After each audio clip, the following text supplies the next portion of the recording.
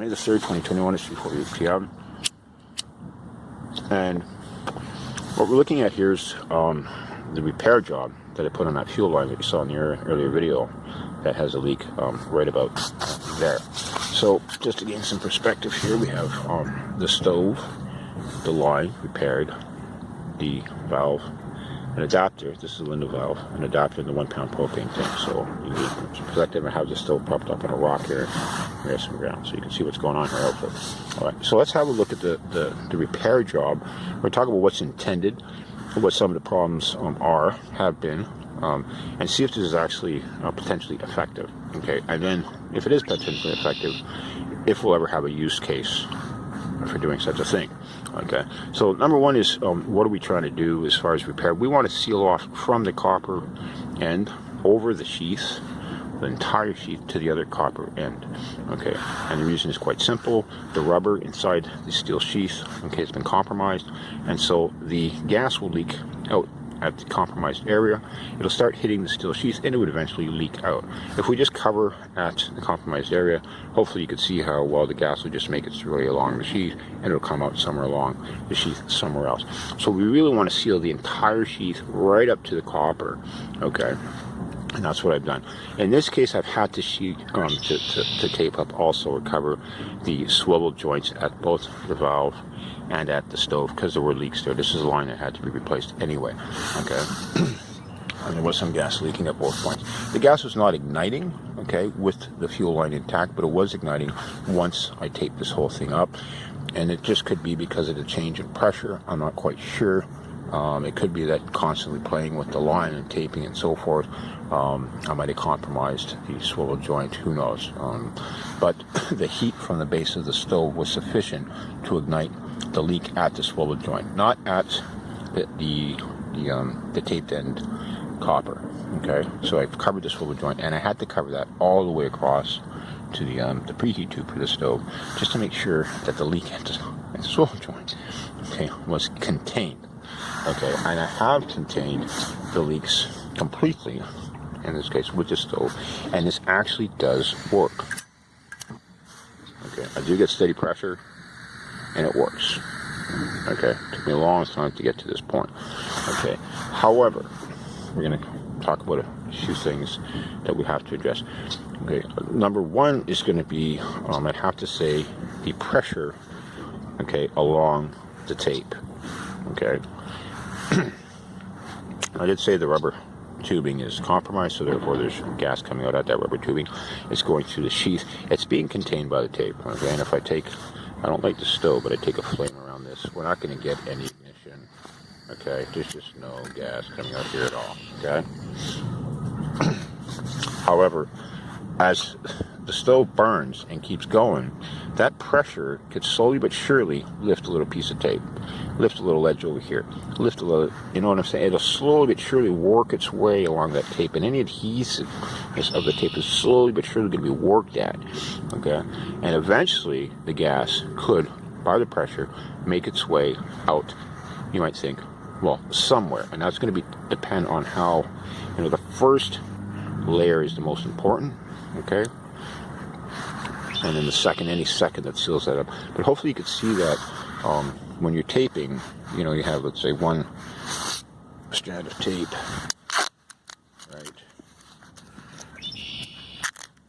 going over along something. I have to do this with one hand, and that's going around something, and then you're going to have this other piece, right, and you start to hope this is going to be a bit of a mess, but it's going to layer down as such, right? And that can be tighter. So the gas pressure now, let's just take any old twig here, and if this is the sheath, this is the tape, you start to see the first layer is very important, okay, and that's right at the copper, right? So pressure eventually could make its way out at the copper end, okay, and then you're going to have this pressure on the second piece coming over equally underneath, right, at the sheath, but also at the layer over the next piece of tape. So hopefully you can understand that under constant pressure, the gas could potentially, you know, it might stabilize, and then, you know, you have a permanent seal. It could also potentially work its way, you know, at the adhesive areas of the tape, okay, and eventually make its way out either at an overlap or at the ends. So okay, we lap it over. Again, a nice tight thing, and we could avoid potentially overlap leakage, and we're going to really force this thing to leak at the ends. Okay,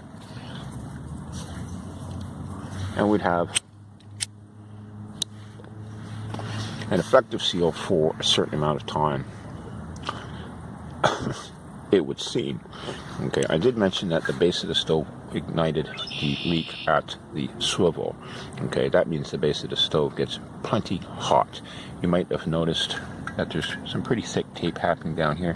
What's been happening down here is the heat off of the stove slowly but surely compromises the tape. Eventually there's a leak, and eventually the heat is sufficient where we get ignition, and then the whole thing just starts to this tape over here, this area here, this tape up, just slowly starts to break down. Okay, so I thought about that, and I thought, okay, we'll have an effective seal. Okay, and let me just, initially I thought, let me just, for any potential, I'm going to have to go backwards a bit. I talked about the heat. Before we get to the heat melting the tape, I want to talk about the seal strength and the potential for the leak. What I initially thought to do is, okay, if there's a leak at the base of the stove, and the stove is getting hot enough to ignite that leak, I thought, let me put a dissipator. This is not a heat shield, this is a dissipator. Okay, the intention for this was I jammed something along these lines in here. This is just another piece for demo purposes. Okay, and I wanted to get that over, okay, so that if there was a leak here, it would dissipate out and it would not ignite. Okay, so now that we're going to roll back, we'll avoid the melting part right now. Let's get back to just a really sealed thing here.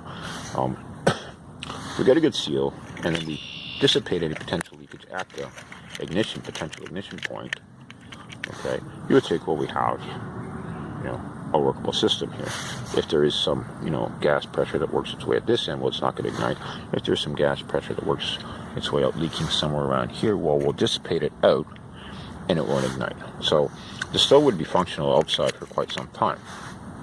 Okay, now this didn't quite work for me. This actually ended up melting because now we can get to the heat part of the base of the stove. The base of the stove gets so hot, and for this stove design, it actually melts out the tape. Okay, so it happens that in this particular design, I can actually remove the problem point. Now you're going to have to, I'm going to pause this, and I'm going to remove the base of the stove. Okay, so I got it off. There it is. In this case now, what we have as far as heat is going to be the preheat tube proper at this point of the tape over here. Okay, it doesn't get that hot, but it gets hot enough.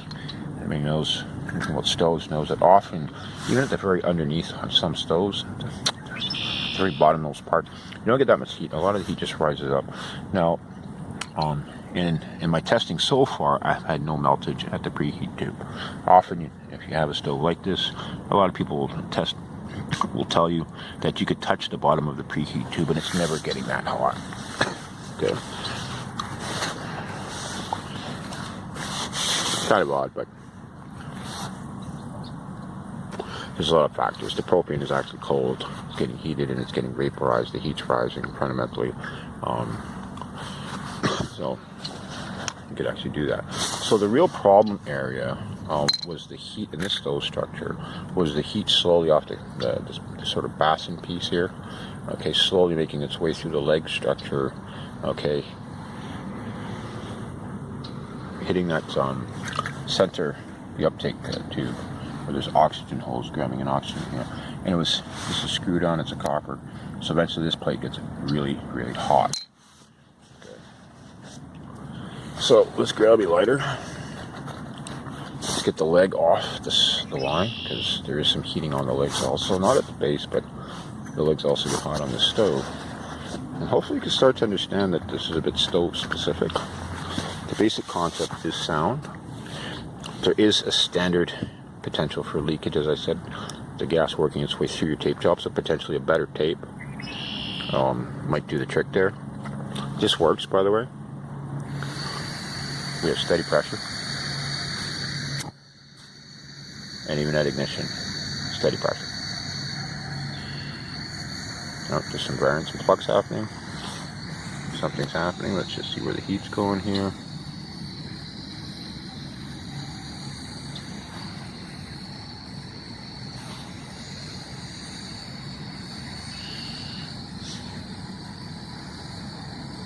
And I'd have to say that outdoors, this would be pretty good.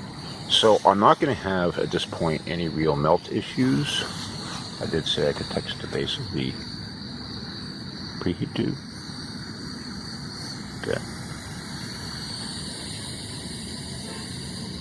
It's right on there. Okay.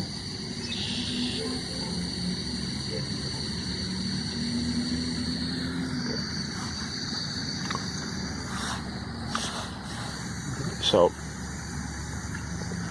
I'd have to say meltage is near mitigated, okay, for this stove. Other stoves might not even be possible, okay. It's going to be an issue. And then you have the actual effectiveness of the seal proper. And again, the gas, is this a good seal, or is the gas right now slowly but surely working its way along the adhesive and eventually going to come out somewhere, okay. I'd have to say, how would you know that? You can try to dip the fuel line and leave it in water, get some sort of water basin to test this kind of stuff to see if there's any leaks really. But fundamentally, when you're outside, I'd have to say go with the standard jump. In other words, keep an eye on the stove, and if something works its way out, well, if the gas does end up getting near enough to that flame, it'll actually ignite, and you'll know that, well, it's not that effective of a seal. So we've covered a lot of ground. Now we're going to look at it again from maybe a bit more of a technical perspective.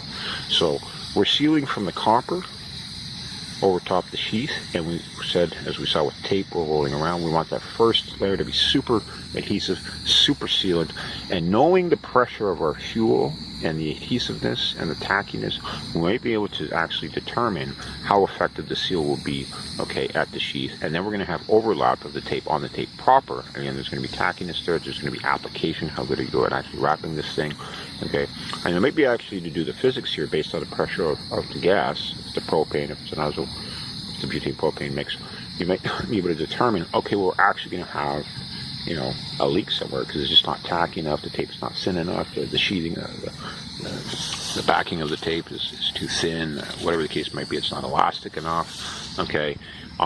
So maybe something like the yellow plumber's gas leak tape from the copper end, and you see we have a leak down here, and this is what I talked about by jump, so you saw that there, okay. So there was a leak, it did work its way through, and then we had jump, okay.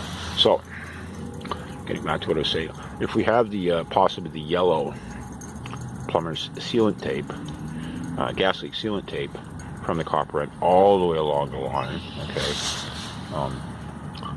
not necessarily over your swivel joints because they should be functional, okay, but if they are leaking, well then fine, underneath the swivel joints also, okay. Then we'll know, okay, again, depending on the pressure, depending on the adhesiveness, depending on the elasticity, in other words, how much are you really getting it stuck on there, okay.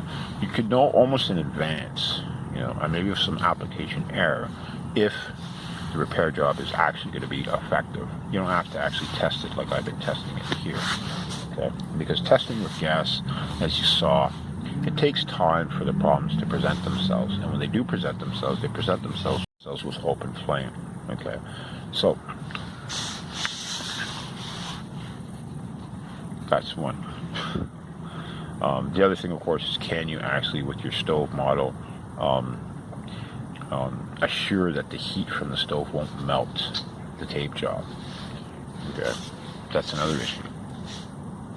So we're fundamentally looking at two core issues, and we have to ask ourselves a question: what's the alternative here? I mean, we're out in the field, something like that happened to me. It's just, I'm out of the fuel line, my stove's done. Typically, you want to have a backup fuel line, okay? Really what you want is a backup fuel line in this case. And I guess the question becomes, and I'm not going to be able to undo this fuel line here because of the tape, but I could maybe give you some perspective. Have a look at just the fuel line here, okay? We'll try to roll it up somewhat. A little bit, just to gain some perspective there. just look at the gray in that valve, okay? You know, and you get the idea. It's going to be that versus some plumber's tape, most likely. Roll of that, okay? With some crazy physics that we don't even know, okay? With an application variant that is iffy, and the potential for the stove to melt out the job, even if it is 100% reliable. So in other words, you can get some small stuff going. You want to have a backup fuel line. Okay, it's what's recommended. It's what I recommend. It's the best way to go. If you find yourself in a situation where you think, well, now I have the backup fuel line, I've compromised my main, I've gone to the backup, I'm going to either be picking up, or you're going to be picking up, or you're going to be getting your backup for the backup. If within that time frame there's a potential to compromise the line again, some people might think, well, there is a good case for that temporary job, and maybe that yellow plumber's gas leak tape will be more effective. And yes, with my stove, I can make sure that there's no overheating issues near the stove. And I'd be reticent to argue that point. Aside from the fact that for that time frame, you might always just want to go to wood if you do have a compromise with your backup before you get in your next backup. So, we'll call this a long story short. The answer to repairing your fuel lines with tape, even the best of tapes, no. Backup fuel line, when you go to it, plan to pick up or order in another backup. And if you get stuck in the interim in that time frame, go to wood, which should always be your primary backup source. And when all things fail, right, go to wood, go to the environment around you, and you're good. Steve by Sunny and Outdoors.